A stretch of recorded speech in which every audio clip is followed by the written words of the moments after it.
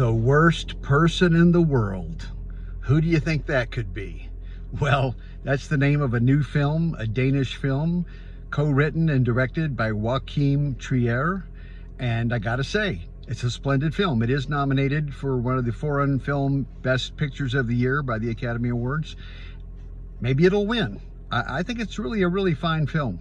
And let me give you my synopsis and my review on this film. Basically, it's a story of a 30-year-old woman named Julie. The movie basically is broken down into 12 parts, part 1 through 12. There's a prologue and there's an epilogue.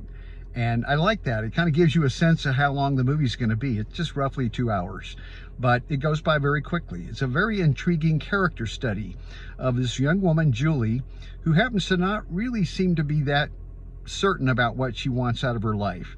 Maybe she's a little narcissistic. Maybe she has a dissociative personality disorder. Maybe she has a little bit of autism. It's hard to say. There is something plainly wrong with her. Partway through the film, her second boyfriend in the film, Eyvind, proclaims that he's the worst person in the world. And it's ironic because he's nothing like the worst person in the world. He's really a good guy, a very, very nice man, a polite man, of good, high character, although he works as a barista at a coffee shop, you know, not really aspiring to greatness. Her previous boyfriend was a cartoonist, and he basically was sort of like R. Crumb. It doesn't look like R. Crumb, but he wrote a very bawdy, lusty comic books about a cartoonish character named Bobcat, and they apparently had some misogynistic themes to them, and these were comic books that he wrote, and then he quit doing the comic books, but he gets lambasted at one point in an on-camera media interview by a couple of women, feminists apparently, or just modern-day women who just tired of this kind of thing.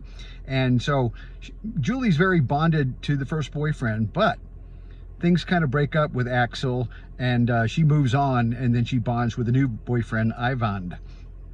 And she has problems with her family members. She doesn't really want to be a mother, and she has trouble really bonding with intimacy in her relationships with men or family or women or anyone.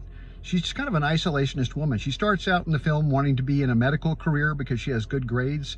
Then she decides she wants to be a psychologist. Then she wants to be a photographer. And then she kind of flounders around working in a bookstore, which nothing wrong with that, but not very ambitious. But she is apparently a good writer, and she continues writing a little bit here and there and does a photography somewhat. What we see in this film, it's filmed mostly in Oslo, and I love the cinematography. It's not very sharp and clear. A lot of times it's got a little bit of a blurry, almost like a documentary feel to it. We don't see it brightly lit. In many scenes we see silhouettes and shadows of people. Not a film noir, but just a more of an authentic looking film that kind of draws us in as a voyeur, that we're actually eavesdropping on her life. Now I gotta say this, I didn't see a whole lot of acting in this film. It's really well acted. Don't get me wrong, it's really well acted. It didn't look like acting. These are genuine, authentic performances that seem very, very real to me. So I was really taken in with that. All the acting's very good, especially the protagonist, the lead actress who plays Julie. She's very, very good. There's a scene where they do psychedelic mushrooms. I'm not going to say much more about it, but it's mind-blowing. It's similar, in a lot of ways, it reminded me of the scene of basically in Altered States, of William Hurt takes mushrooms down in Mexico. It's a Ken Russell film. Check that one out if you want to see a good psychedelic mushroom film. But this film has them doing psychedelic mushrooms, and it's just a really bizarre scene. I saw the film with 8 other people.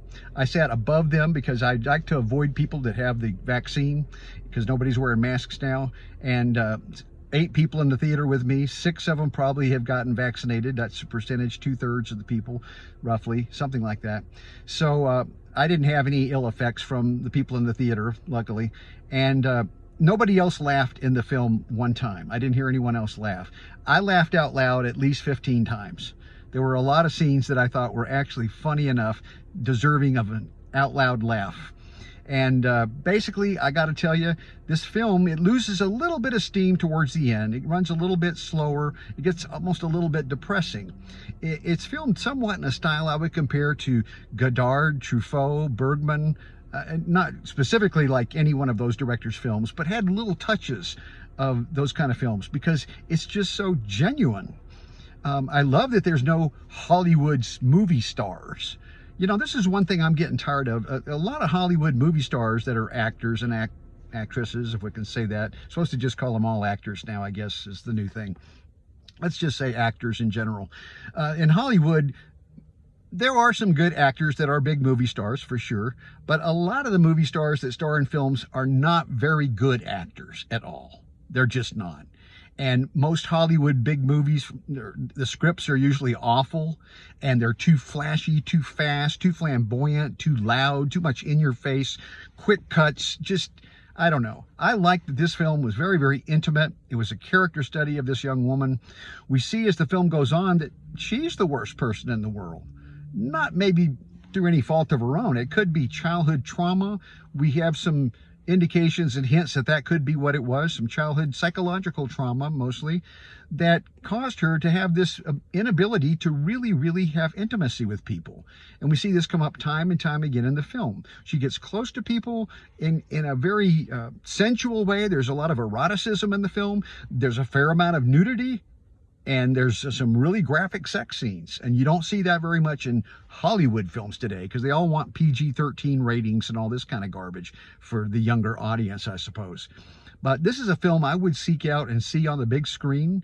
I think it would be a much more impactful, powerful experience. If you watch it at home, you're very likely to be talking through the movie, stopping it, getting up for breaks, and you're just going to lose a lot of its impact and momentum if you watch it that way.